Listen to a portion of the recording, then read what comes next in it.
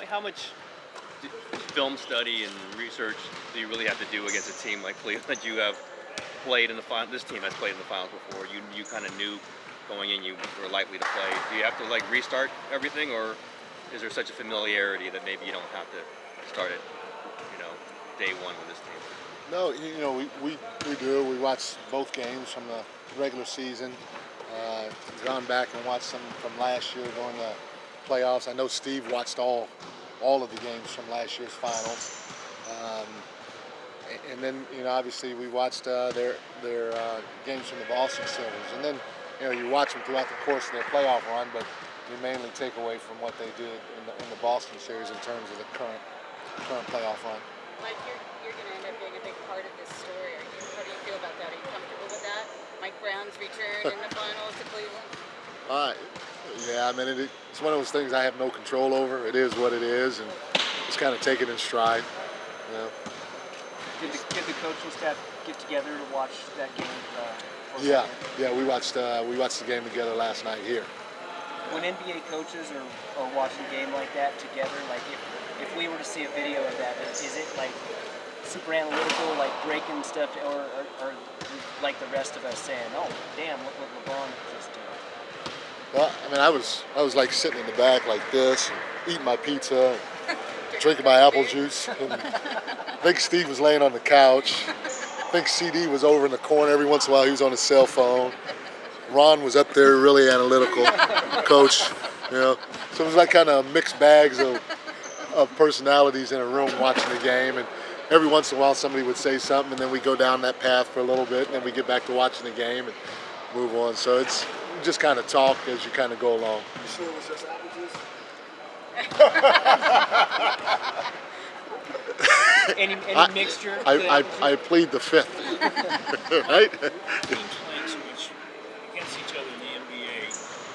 Just like say the NFL, where you get to the Super Bowl. Right. Played the Cavs. They played you. Should be no surprises, or do you think there might be something different? Usually at this time of the year, there aren't many surprises, and I truly believe you got to have players in this league to win. And I said this yesterday or the day before, and so a lot of it during the course of the game is going to be determined by the players, and if your players execute and try to keep the game simple and play hard every possession, then at the end of the day, the better team's going to win in that regard. But I don't think we'll be able to trick them, and I don't think they'll be able to trick us. It's because they know what's coming, we know what's coming. How much better do you think these two teams are than they were last year, given the additions? Obviously, been together a little bit longer, but KD, they've added some players as well. Yeah, I think both teams are a lot better. And not only that, again, both teams went through it last year to a certain degree, and so just the experience alone for the guys that were on the roster, I think helps out more than anything else. You mentioned not paying attention to the storyline, you returning to Cleveland, but have you, in your private moments the last few days, few weeks, kind of laughed a little about the twist of fate that you argue with negotiating against the Cavaliers in the finals? I mean, it's not the. I mean, it's all over the place. It's not something that I can hide from or run from. And all I said, it is what it is. I don't have any control over what the storyline's going to be. It's a little ironic that things happen in life this way. And I was talking to my boys about it, and it's just it's one of those things, especially in the NBA. It's like the Lion King. It's just a circle of life. How everything just kind of keeps getting back or revolving back to where it once was, and just kind of take it in stride, and whatever happens, happens. LeBron's probably as scrutinized as any athlete on the planet. Yeah. Does your familiarity with him, is it any kind of advantage that other coaches wouldn't have, or is there just like no secrets about this guy? No, I don't think so. He's, like you said, he's been scrutinized from day one, top to bottom, inside out. And I mean, I don't know more about LeBron than what Steve does. And, obviously I coached him, so there's, maybe a little bit more that I may know on his personal side about him. But in terms of him as a basketball player, no, everybody has knowledge of what he can do on the floor. And, he's played very well. It seems like every year his game has gotten better. I think this is the best LeBron. Yes, yeah. How No doubt. scary is that? No, it's a factor, because he was already one of the greatest in the world to ever play the game, and and the guy keeps getting better. I used to say that when I coached him. People say, "Well, do you think LeBron has peaked out?" Or no, no, no. The guy can get better. There are a lot of ways that he can get better, and he has. Where specifically? Because I mean, like you said, it's hard for him to get better, but where have you seen him this year? Well, I mean, one of the things, and we talked about this, is his shooting.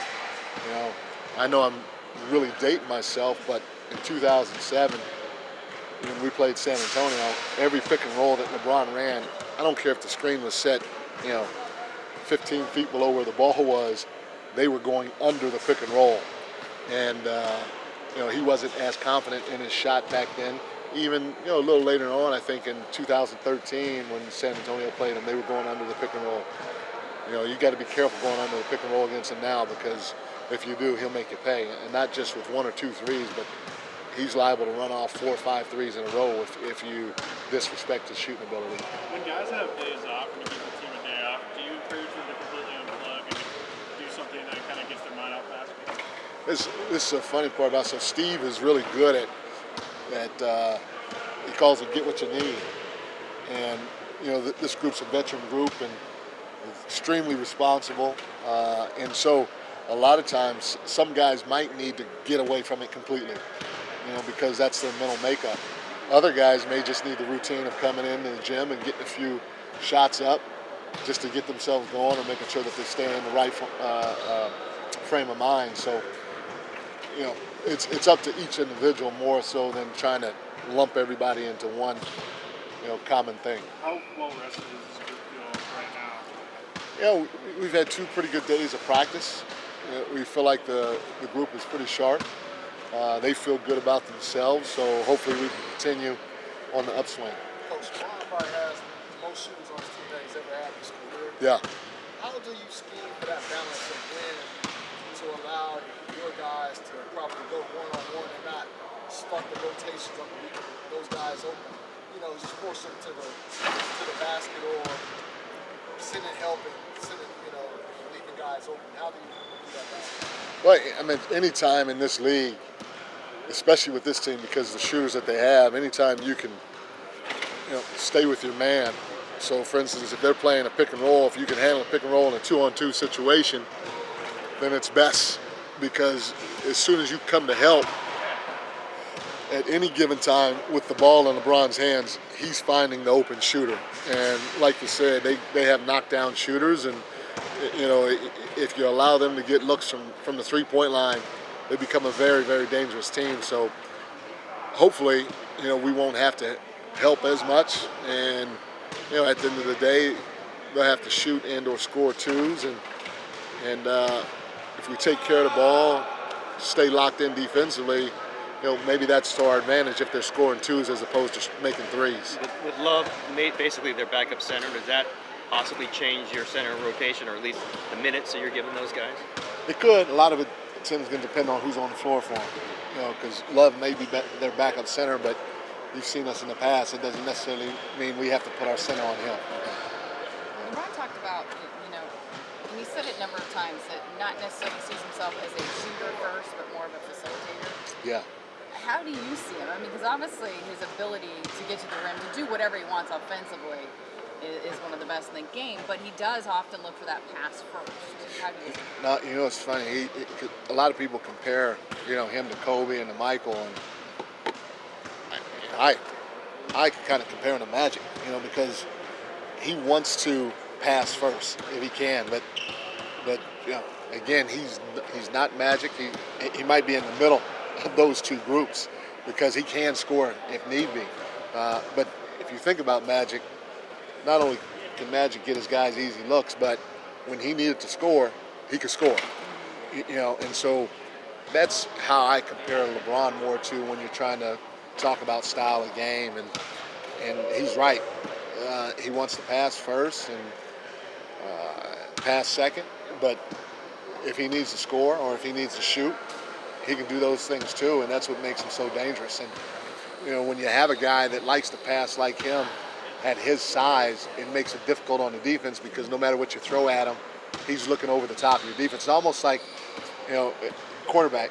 You know, if you got a guy Doug Flutie size, he's going to have a little bit more problems in the NFL than a guy that's, you know, Peyton Manning size, 6'4", 6'5". And you can see over the top of the defense. Same thing in basketball. If you got a point guard, which LeBron is more than capable of being, you double team him or you send the body in him, he's looking right over the top of the defense and he's finding whoever he needs to find for an easy look.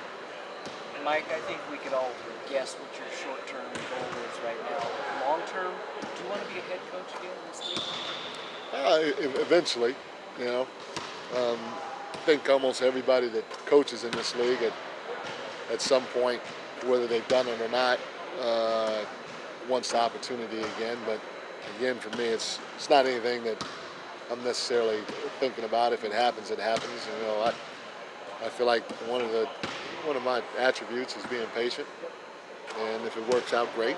If it doesn't, then I'm enjoying it here. So you're not thinking about what this postseason run might be able to do for your career long term, and more just hyper focused on what's going on right now? No, I mean, we've had a good run so far, but it's not over. And so I just, you know, maybe when it's done, I might reflect back on it a little bit more. Has this experience rejuvenated you at all in any way, just being part of this organization with Steve, you know, top to bottom, Bob Myers? I mean, sometimes, you know, you go through a lot of tough little twists and turns in a career, and you reach a point where it's like it kind of refreshes you. I mean, it's part of it, but, you know, my first year out, my youngest boy was a senior in high school, and so I knew I wasn't going to do anything. I just wanted to hang around him and watch him play football and basketball. And so that's what I did. I stayed in Cleveland, and I went to those games and went to all the team meals and all that other stuff and had a fantastic time. And then, you know, I'd say if anything rejuvenated me, it was spending last year down in San Antonio. You know, spent most of the year down there, and then even bouncing out to New Mexico to watch my son play and being around hoops more than what I was the year before. This definitely has added to it because, you know, just the quality of people in the organization and, you know, how well they work together. They don't always agree, but at the end of the day, you know that everybody has everybody's back. And, you know, at times that's hard to find in any business. So Steve went through all their games, 7 games last year. Yeah. What was his general summary of those 7 games? I mean, just like probably Cleveland felt, you know, there were instances where they could have played better, you know, and the biggest thing was, at times he felt they got sloppy with the ball, which could have cost them, you know, and then, you know, watching how they defended certain actions and who they put on who, you know, he may change this or that, you know, going forward, but just feeling like they could have played better in general.